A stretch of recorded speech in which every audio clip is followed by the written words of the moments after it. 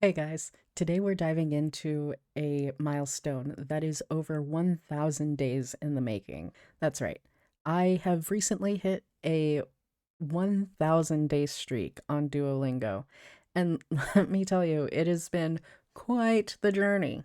Now, you might be wondering, Sloan, are you fluent in Spanish now? ¿Puedes hablar español? Well, I can confidently say, kind of.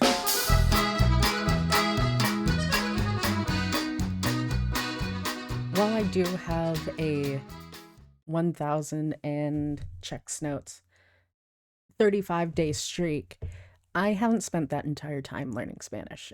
In fact, I've attempted almost a dozen different languages in the app, and that's not even counting the music or math courses that I also have tried out. Now, I will say that probably at least half to two-thirds of that has been on my Spanish streak. However, I haven't only been using Duolingo in order to get to where I am in Spanish. Duolingo for me has been less about actually using it to learn languages and more about consistency, because that is something that I personally struggle with just in daily life. However, using it as a tool to make sure that I at least have some sort of input day to day, that has been really important for me. I don't really use Duolingo just as it is within the app. I also use it as shadowing practice, and I use the guidebook on every chapter in order to figure out different grammar points that I'm struggling with. I also didn't start with Duolingo. In fact, Duolingo was only 2 years old when I took my first Spanish class, and I only found the app a couple years after that. And even then, I think I only had about a 30-day streak before I gave it up and eventually came back to it later. Now, with all of that being said, do I think that Duolingo was useful and helpful on my journey? Absolutely. I definitely gained a lot of vocabulary, and although it wasn't really studied, I did pick up a lot of grammar knowledge as well. And I've only very recently begun to study in actual grammar textbooks, and even then, only grammar points that I'm struggling with. Now, I will say that it's not a pristine streak. I have used a few streak freezes a few months ago. Well, gosh, like towards the beginning of 2024, a large community got together and started a Minecraft server that I played on for many hours. And there was a few days where I completely forgot and just straight up didn't realize that I hadn't done any lessons until it was too late. So I think I've used probably 10 streak freezes in the entire almost 3 years of maintaining the streak. Yeah, I'm not perfect, and I don't think that really anyone is who has gotten to this point in their streak. And if they have, sheesh, props to you. I could never. Now, there are, of course, some limitations to Duolingo that can't really be avoided in conversations like these. For instance, the speaking practice, while it is improving, and I will give the company props for that, it is still not fantastic, especially on the free version. The free version has a couple speaking practices, and they have gotten better over the years. I don't really use it, so I can't really speak on it. It used to be that you could really say anything and it would accept your answer, which I don't think is the case anymore. But like I said, I don't really use the speaking practice within the app. Also, a lot of the phrases are notoriously nonsensical. Like, For instance, in the Portuguese course, one of the first words that you learn, at least one of the first words that I learned within where I placed on the course, was cape, capa. And I can't really say that that is something that I would commonly think to use in day to day life. Now, I will say that learning different animals and fruits, vegetables, different foods, those I can see as having some importance. Cape, less so.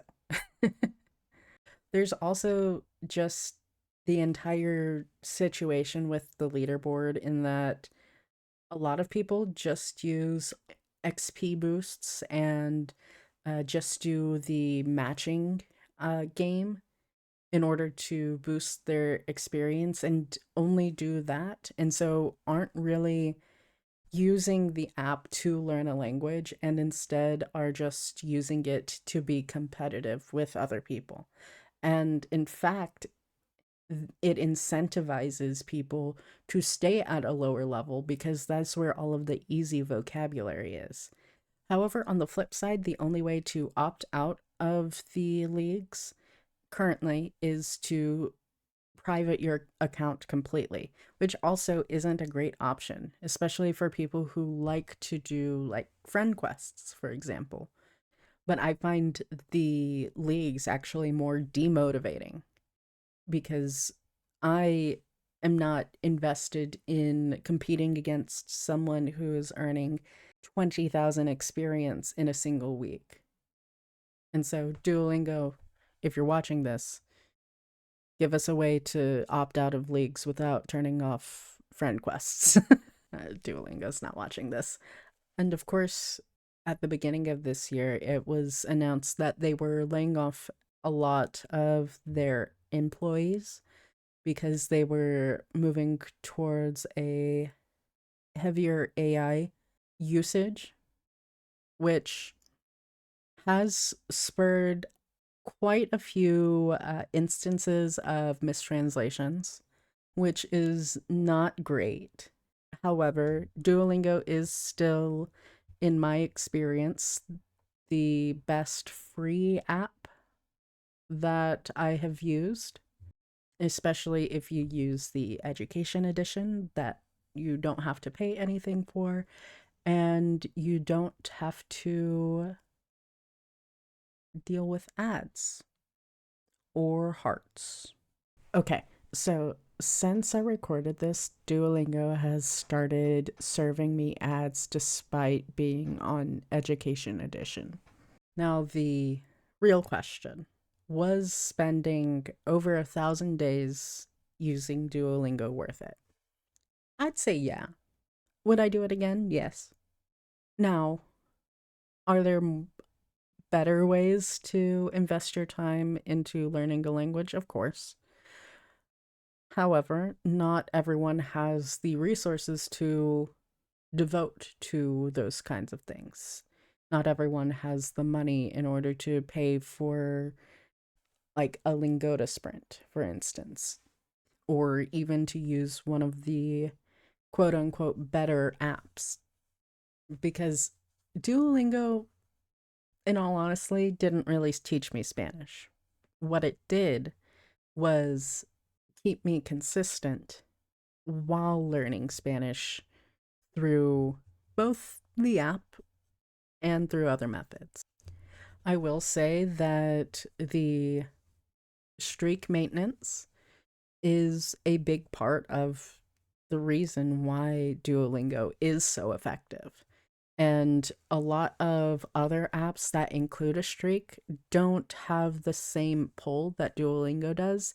And I think it's because of how they utilize push notifications and on the widget, the different phases that Duo goes through throughout the day, as long as you haven't used, or as long as you haven't maintained your streak throughout the day. Now, as far as future plans, do I plan to continue using Duolingo? Yeah, of course. I'm not going to give up my streak now just for no reason. When I do finally lose my streak, it'll either be because of something that is completely out of my control or because I have made a conscious decision to let it go. Now, if you found this video helpful and you'd like to hear about my full language journey, you can go ahead and check out that video here.